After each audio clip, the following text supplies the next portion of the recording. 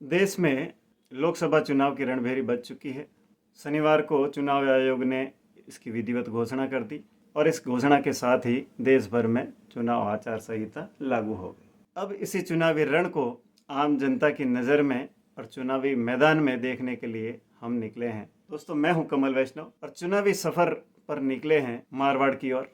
सबसे पहले प्रदेश की सबसे हॉट माने जाने वाली सीट जोधपुर। इस सीट पर जहां भाजपा ने अपने केंद्रीय जल शक्ति मंत्री गजेंद्र सिंह शेखावत पर भरोसा जताते हुए तीसरी बार अपना प्रत्याशी घोषित कर दिया है, तो वहीं इस चुनावी मुकाबले को रोचक बना दिया कांग्रेस ने। यहां पे बदलाव करते हुए कांग्रेस ने कर्ण सिंह उचियाडा को अपना प्रत्याशी घोषित किया। दो राजपूत प्रत्याशी जोधपुर संसदीय क्षेत्र में आमने सामने हैं। दोनों का ही अपना अपना प्रभाव है, यानी कि कांटे की टक्कर तय है। इस कांटे की टक्कर के बीच चिंता बढ़ रही है भाजपा की, क्योंकि पिछले कई महीनों से शेखावत का जमकर विरोध हो रहा है और यह विरोध किसी एक क्षेत्र विशेष में नहीं, सभी विधानसभा क्षेत्रों में कहीं न कहीं अंदर खाने हो चाहे खुलकर हो, शेखावत का विरोध हो रहा है। शनिवार को आचार संहिता लागू होने के बाद जोधपुर शहर में एक चैनल की चुनावी डिबेट में भी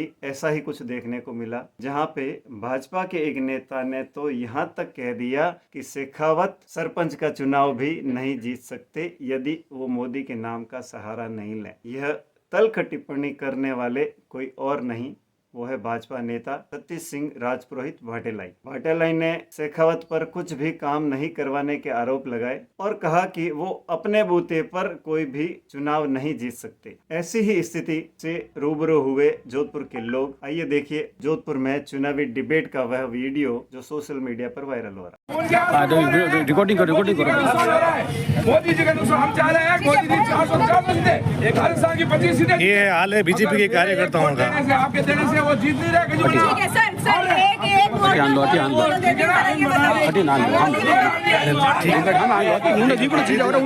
ये बीजेपी के कार्यकर्ताओं का हाल है जो लोकसभा सीट में आपस में लड़ रहे हैं। ऐसा है मैम कि बीजेपी के जो समर्थक है वो अपनी बात कहें, कांग्रेस के मैं अगर बीजेपी का हूँ, मैं हकीकत कहना चाह रहा हूँ।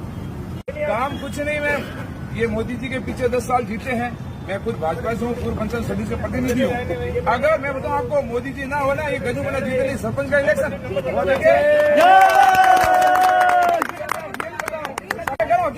ठीक है, एक बार बताइए, मोह भंग क्यों हो गया? अरे तो मोम ऐसा है मैम, सर मोह भंग क्यों हो गया इसका?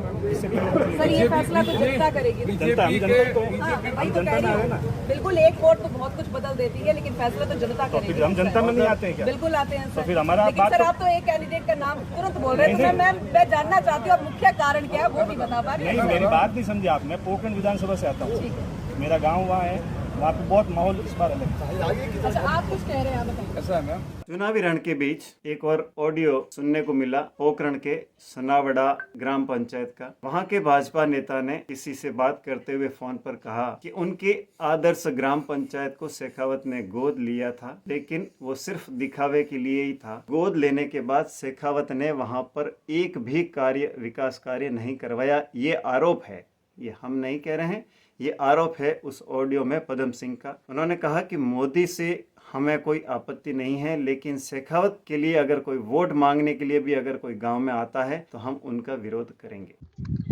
प्राग सिंह जी जयमलनाथ जी पदम सिंह निवेदन करूं सनावड़ा हुक्म आप मनो रिकमेंड नहीं देनो तो प्रतिक्रिया नहीं देनी थी, मगर मन मजबूरी नहीं देनी पड़ रही। मैं कह रहा हूँ मैं राजपूत ग्रुप है, ये मन नहीं बोलना चाहिए राजपूत के खिलाफ, मगर ये मैं रियल में मेरी वॉइस लंबी ले रहा हूँ कि मेरी पंचायत आदर्श गोद ली हुई थी एमपी साहब गजेंद्र सिंह शेखावत साहब की, 2019 में ली थी। अगर एक पत्थर डाला हो विकास के तौर पर तो मेरे पिताजी की समाधि पर डाला हो, इसके बराबर तो कोई कसम नहीं। हम आज भी 500 1000 रुपये 1500 रुपये में मीठे पानी का टैंकर डलवा रहे हैं। सनावड़ा गांव पंचायत पूरी, और मेरी पंचायत सनावड़ा पोखरणों के 24 गांव में एक ऐसी पंचायत है।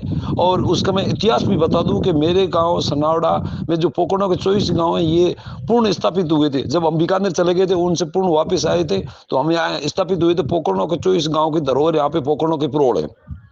उसके अंदर कांग्रेस की मीटिंग एक चंद्रेश कुमारी के नेतृत्व में हुई थी, बाकी कभी कांग्रेस की मीटिंग भी नहीं हुई इस गांव के अंदर। ये सही गांव है, कभी भी कोई इलेक्शन लोकसभा विधानसभा होता है इस पंचायत का हम खर्चा उठाते हैं।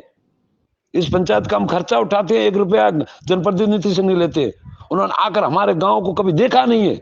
धिक्कार है ऐसे नेता को। मैं तो कहता हूं घर की तलाई रुकी कादो खाओ, मारवाड़ी में कह जाऊं, गलत बात है। हम तो ये कह रहे हैं कि हमारे गांव में बीजेपी का झंडा लेकर कोई आ नहीं सके। ये नहीं कह सकते कि मोदी जी के हम भी भक्त हैं, वो मानते हैं, हमारा स्वाभिमान है कि हम बिल्कुल भारतीय जनता पार्टी के साथ जुड़े हुए, मगर हमें गजू बना से एलर्जी है।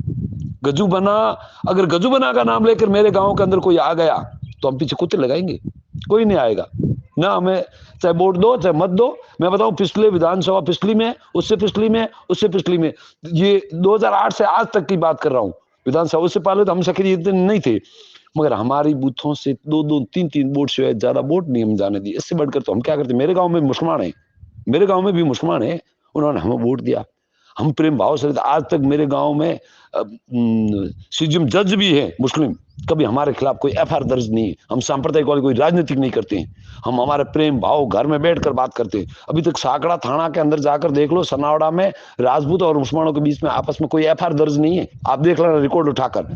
और आज भी हम हमारे गांव के मुसलमान है, मेघवाड़ है, भील है, 36 कौम है, और हम हमारी जाजम पर बैठकर बात करते हैं। हम आपस में राजपूत आपस में लड़ाई करते हैं, मारते मरते तक है, मगर हमारी जो हमारे साथ कौम चलती है ना, उसको हम छत्र छाया में रखते हैं। अभी तक हमने किसी को प्रताड़ित नहीं किया, मगर अब की बार हम शेखावत को कंधे पर उठाकर घूम घूम के थक चुके हैं।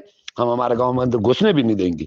हो सकता है हमारे बाकी के पड़ोसी, हमारे 24 गांव पोकरण, वहां पे हम सिर उठाकर चिल्ला कर कहेंगे मत दो वोट, मत दो वोट। करणी सिंह उचाड़ा हमारा समाज का है, और ये बोल रहे जो कांग्रेस के और ये बीजेपी के गुण गा रहे। हम तो ये बोलते हैं, ये बोल रहे बीजेपी वाले के कांग्रेस देशद्रोही पार्टी, देशद्रोही। चंद्रेश कुमारी घटोक हमारे सर्वप्रति नवकुंठी नाथ की पुत्री थी नहीं, वो आई थी, उनको जिताया, उन्होंने कितनों को निकाला, किसी को नहीं निकाला किसी ने। तो क्या 5 साल और बनेंगे। जो अहंकार का घड़ा है ना वो फूटता है, राजा रावण का भी फूटा है।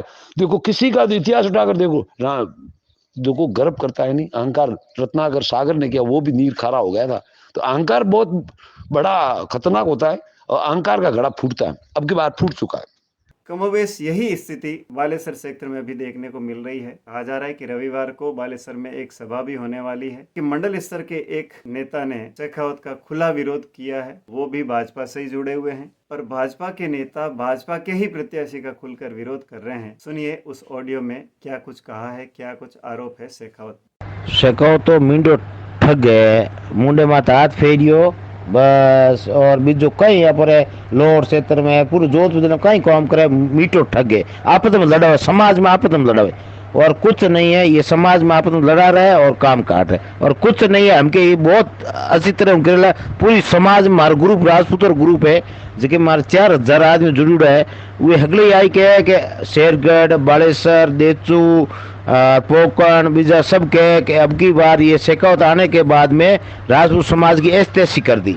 अब बात करें कांग्रेस प्रत्याशी करण सिंह उचियाड़ा की, तो वो पूरे जोश में है। कांग्रेस के कई वरिष्ठ नेता तो ऑफ द रिकॉर्ड यहाँ तक कह रहे हैं कि करण सिंह उचियाड़ा ने जोधपुर की कांग्रेस को फिर से जिंदा कर दिया है। शेखावत की खिलाफत और करण सिंह उचियाड़ा के लिए उत्साह का माहौल, यानी कांटे की टक्कर तय है। शेखावत को जहां मोदी के नाम पर करण सिंह उचियाड़ा को नया चेहरा और स्थानीय चेहरा होने का फायदा मिलने के दावे किए जा रहे हैं। अब ये दावे कहाँ कितने सफल होंगे ये आने वाला वक्त बताएगा, और जब चुनाव परिणाम सामने आएंगे तब पता लगेगा कि मोदी का जादू चला है या स्थानीय चेहरा चला है, कांग्रेस कार्यकर्ताओं का जोश काम का रहा, या भाजपा के अंदर खाने विरोध ने जो है तो वो कहीं और चमत्कार किया है। ये सब कुछ चुनावी परिणाम जो है तो वो